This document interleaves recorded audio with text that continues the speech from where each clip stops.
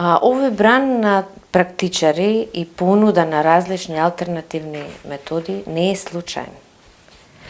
Ние развиваме на некој начин паралелен систем, односно поради отсуство на реално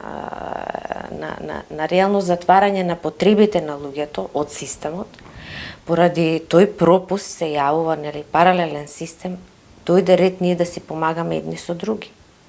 Значи тоа системот што го кочи, што не го почитува, што гледаме дека не е реално, што гледаме дека нема ресурси да ги исполни потребите на луѓето, го задоволува овој бран. Јас сум многу задоволна што и во Македонија, се случува тоа што се случува талас секаде во светот, каде што ние едни на други го делиме знаењето и едни на други си помагаме, што и поентата на добробит, на еволуција на свеста на луѓето да се спојат едни со други.